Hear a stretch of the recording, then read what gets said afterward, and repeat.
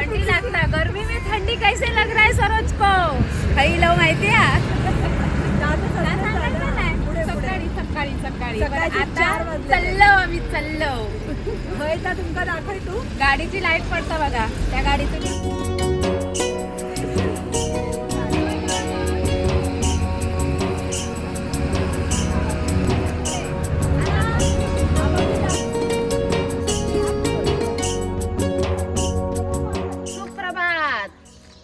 बघा. आम्ही पोहोचलो आमच्या ठिकाणावर, मुक्कामावर पोहोचलो. आणि आता मगाशी न्हावून बिवून 2 तांबे अंगावर घेऊन चाललो आता देवीच्या दर्शनात. चला आम्ही थांबलेलो श्री एकविरा माऊली कोळी समाज 500 रुपये देऊ. चला बॅगा बिगा घेवा रे, नाही तर ठेवशाल त्या का. चला चला हे बघा आमचं सामान. आणि तिकडे आहे एकविरा आईचे डोंगर. एप्रिल महिना असा पण तरी पण एवढा थंडावा आणि वातावरणामध्ये रात्रीपासूनच आमका थंड लागलो. सकाळी आंघोळ करताना पण असं कुडकुडलो साडी नेसासर. आता मला वाटतं सकाळचे 6 वाजलेले असतात. 6:30 झाले गो. 6:30 झाले का? 6:15चा टायमिंग होतो. 6:30 झाले. हा. आणि आमच्या आता एकविरा आईच्या देवीच्या दर्शनाला जाण्यासाठी ध्वज दिसतो. अरे हा तो बघा तिकडे, तो बघा तिकडे एकविरा आईच्या एवढ्या पायऱ्या चढायच्या आहेत. गर सर करून जायचं आहे. काय नाही, जायचं देवीचं नाव घ्यायचं आणि जायचं. वातावरण मस्त आहे पण थंडगार वाटत नाही. उन्हाळा चालू खरंच नाही वाटत.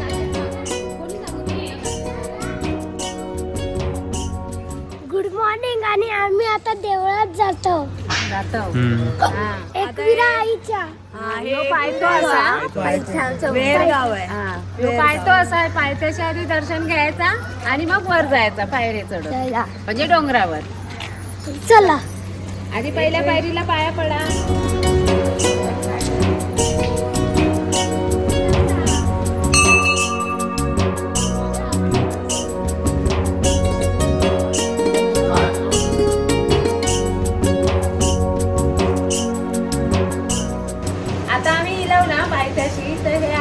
गावले ते म्हणतात की थोडक्यात काय ते सांगतंय. तर आता तुम्ही पण ऐका, तुमका त्याच ऐकूचा ना, मग तुम्ही पण येशाल. वरती मेन ठिकाण आहे पायथ्याचं. हे पायथ्याचं आहे, नंतर वरती मेन ठिकाण आहे. पण आई सगळ्यांचे नवस पूर्ण करते, इच्छा पूर्ण करते. परत येतातच नवस फेडू, परत येऊचाच लागता. अशी ही आईची महिमा आहे.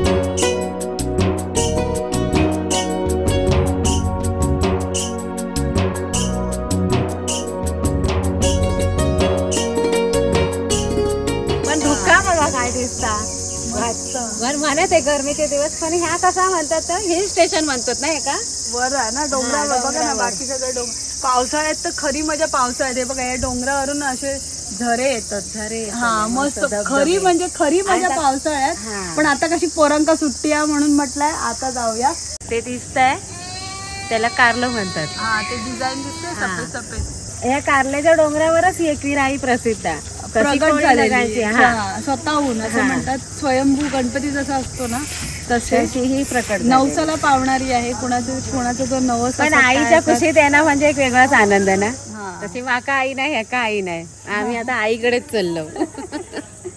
आता आपली सुरुवात झालेली आहे. नॉर्मल पायरी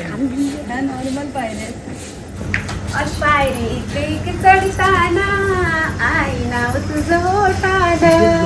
एकविरा आई मातेची जय. पायऱ्यांची सुरुवात झालेली आहे चढा. आता बघूया किती पायऱ्या आहेत ते वर गेल्यावर कळतले. बघा ना या झाडांना पाणी बिनी काय आहे का. आज गाण्याने ऐकलं होतं व प्रत्यक्षात आपण बघितलंच नव्हतं ना. पहिला जोगायोग आहे. एकविरा आई तू डोंगरावरी, नजर हाय तुझी सर्वांवरी. कारल्याचा डोंगर है जीवा उदारी, पाठीशी उभी आहे एकविरा आई. आई माझी आई गे दम लागतं हो गाणं बोलते वेळी. सरोजला चायचं गोड घेतल्याशिवाय जमणार नाही. माका पायरे चढून चढून हिला ह्या दम भरलो. गाण्याचा आवाज आता कसं तर माहिती नाही. ता म्हणता माका आता हे दागिने दिसले देवीकडे, म्हणजे घेऊया आपण. वायच थांब, सकाळीच अजून 7:30 नाही वाजले होत. पायरी एक एक चढताना आई नाव तुझं ओठावं, नाही सुध मला तनाची, भरले रूप तुझं डोल्यानं, आयलो पायाशी आई तुझे, घे मला पदरान ग, घे मला पदरान, पालखीला नाचिन गुलाल उधळून, चैताचे महिन्यान ग, चैताचे महिन्यान, आई तुझं. आपली जी विरारची आई आहे ना, जीवदानी आई, तिच्या पायऱ्या कशा अशा सरळ असत, पण ह्याच्या पायऱ्या बघा असे डोंगरातून असं रस्तो केलेला, हा खोदून केलेला, त्याच्यामुळे पायऱ्या पण बघा अशा अशा वळणाच्या आहेत आणि दगड लावलेले. हा चढताना थोडा दम लागतो, दर्शन घ्यायचंय त्याच्यामुळे सगळा थकवा नाही. नवस करून करून पायरे वाढल्यात त्यांनी बनवल्यानी, होय हे दगडाचे खूप केल्यानी ना. आणि भार्गव आम्ही बारी तू घे मी घे. बाबू हा तो नाही सही नाही. हा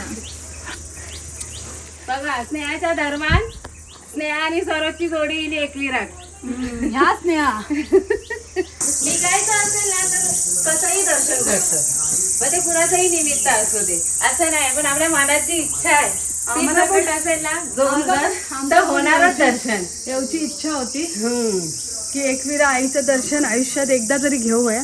नुसती गाण्यात बघितलेलं, आज प्रत्यक्षात चढते मी. खूप माझं सौभाग्य मोठं आहे ना.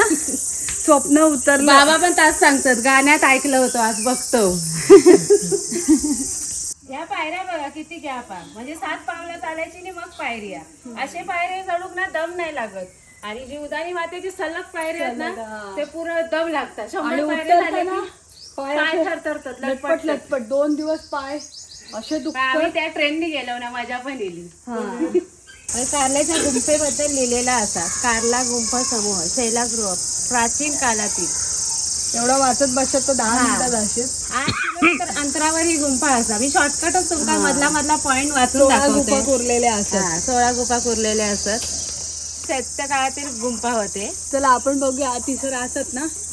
आता चला, आज आमका मोकळा दर्शन गावता आणि पूर्ण अगदी एका गुंफेचो एका पायरीचो आमचा आस्वाद घेऊन गावता. ती फक्त पुस्तकात बघलेलं आहे ना, प्राचीन काळची गाण्याच्या व्हिडिओत. आम्ही इलव ती आमका आरती गावता.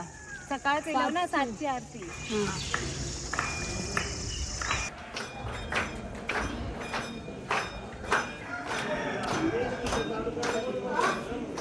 मस्त वाटतं ना. पप्पा तिथून आले, मी इथून आले.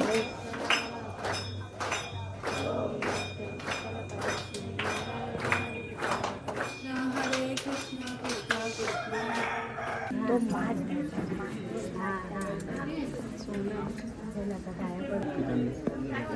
आई एकविरा देवीचा जय. चला अशा प्रकारे आपण गाभाऱ्यात प्रवेश करतो. बघा देवी सकाळी आरतीची गर्दी गावली. हा मस्त. हा दर्शन हा समोरून. आता आई जवळ इलो. आता एवढ्या दर्शन तुमका आम्ही दर्शन पण देतो आणि त्यांच्या आईबद्दल थोडीशी माहिती आपल्याला ते काका देतले. आता सांगा काका, किती वर्षापासून जुनं मंदिर आहे आणि काय आईची महिमा आहे? आणि देवी एकविरा या ठिकाणी स्वयंभू मूर्ती आहे. सकाळी 5:30 वाजता काका आरती होते, 6 वाजता अभिषेक होतो, 7 वाजता आईची महाआरती होते, तर नंतर संध्याकाळी उत्तरपूजा 7 वाजता होऊन आरती होते. ही नवसाला पावणारी देवी आहे. अंगान तुझे संगान कोंबड उरवणान देवलान, आयलो पायाशी आई तुझे, घे मला पदरान, पालखीला नाचिन गुलाल उधळून, चैताचे महिन्यान ग. आमचं दर्शन मस्त झालं, मन भरून. तुमका पण आम्ही वाईज दर्शन दिलं, त्यामुळे व्हिडिओ बघूच असा काय. आणि भटजी काकांनी थोडीशी काय होईना माहिती दिल्यानी. आवाज जरा हळू होतो, बघूया आता आमका काय जमतात त्यांचा आवाज तुमच्यापर्यंत पोहोचू. आता मस्त दर्शन घेऊन असा वाटला ताण भूक सगळी आमची हरपली. नाही माका मगासपासून चायची हुक केली. जोपर्यंत मी चाय पिणार नाही तोपर्यंत माका असं वाटणार नाही. आता आम्ही जरा पोटा पाण्याचं बघतो, तोपर्यंत तुम्ही आमचा परब किचन लाईक, शेअर आणि सबस्क्राईब करा. एकविरा माते की जय.